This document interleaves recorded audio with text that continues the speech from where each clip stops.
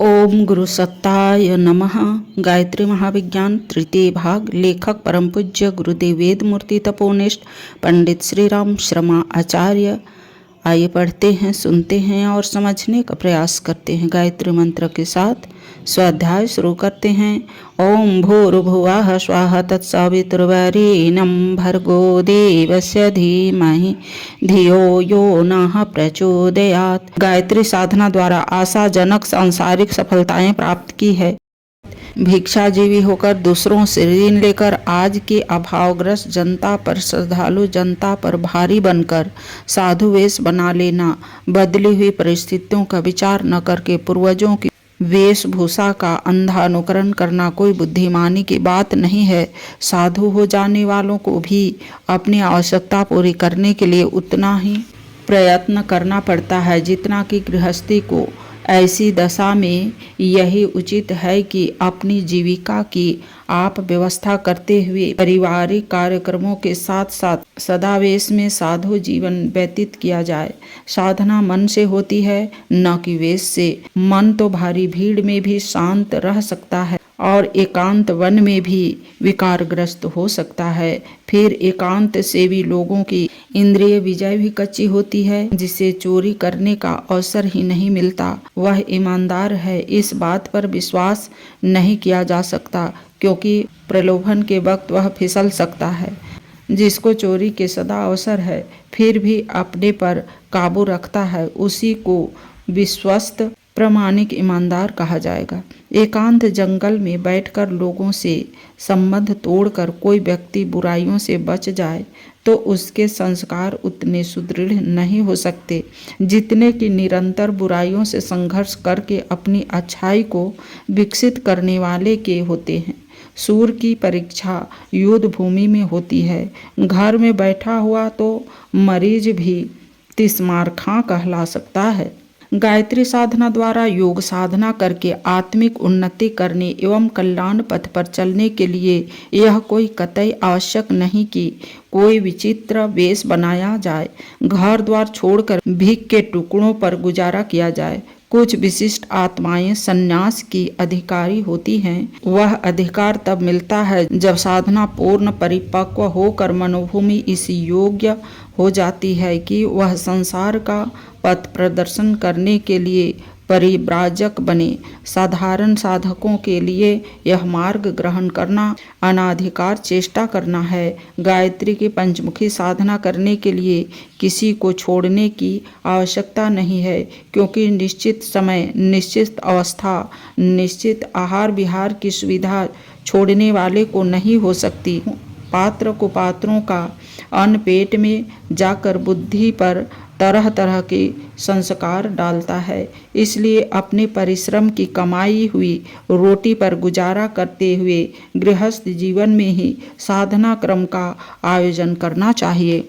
ब्रह्मचर्य उचित और आवश्यक है, जिससे जितना संयम हो सके उतना अच्छा है। पुरुष चरण के निश्चित अवधि में जब तक निश्चित संकल्प का जब पूरा न हो ब्रह्मचर्य का पालन आवश्यक है, परंतु नियतकालीन निर्धारण संख्या या अवधि के विशेष पुरुष चरणों को छोड़कर सामान्य साधना क्रम में ब्रह्मचर्य अनिवार्य शर्त नहीं है। गृहस्थ लोग अपने साधारण एवं स्वाभाविक दाम्पत्य कर्तव्यों का पालन करते हुए प्रसन्नतापूर्वक अपनी साधना जारी रख सकते हैं। इससे उनके साधन में कोई बाधा न आएगी। मन पर नियंत्रण करने की, सात्विकता के नियम पालन करने की सुविधा घर पर ठीक प्रकार से होती है। जहाँ पानी होगा वहीं तो तैरना सिखा जाएगा।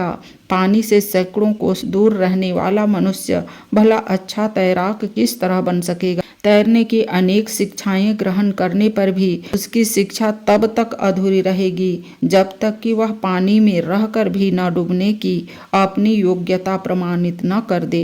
गृहस्थ जीवन में अनेक अनुकूल प्रतिकूल भले बुरे हर्ष विवाद के अवसर आते हैं।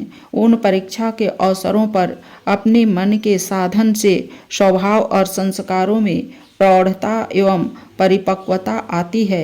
अपने बुरे संस्कारों एवं स्वभावों से नित्य संघर्ष करना चाहिए। प्रतिकूल परिस्थितियों को अनुकूल बनाने के लिए घोर प्रयत्न करना चाहिए। इस घोर प्रयत्न एवं संघर्ष को मंथन करते हैं। इससे ही गीता में धर्म युद्ध या कर्म योग कहा है।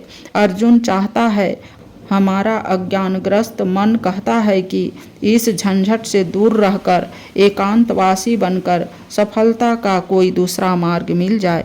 वह लड़ना नहीं चाहता क्योंकि संघर्ष सदा ही कष्ट साध्य होता है। मनुष्य की कायर प्रकृति सदा उससे बचना चाहती है।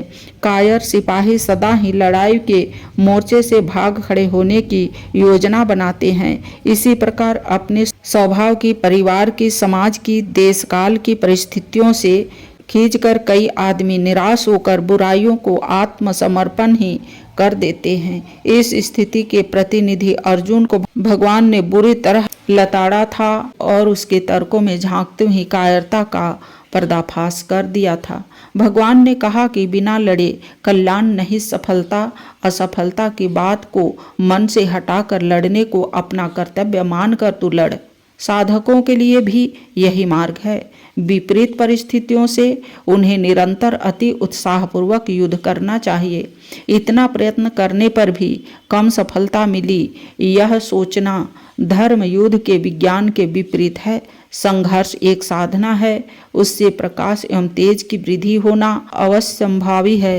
मंथन से क्रियागति और शक्ति का प्रयत्न होना सुनिश्चित है। साधन समर के सैनिक का प्रत्येक कदम लक्ष्य की ओर बढ़ता है। मंजिल चाहे कितनी दूर क्यों न हो, प्रगति चाहे कितनी मंद क्यों न हो, पर यह ध्रुव निश्चय है कि यदि साधक की यात्रा उसी दशा में जारी है तो वह आज नहीं तो कल पूर्ण सफलता की प्राप्ति करके रहेगा। आज की वीडियो में इतना ही। लाइक, सब्सक्राइब और शेयर करें। धन्यवाद। ओम शांति।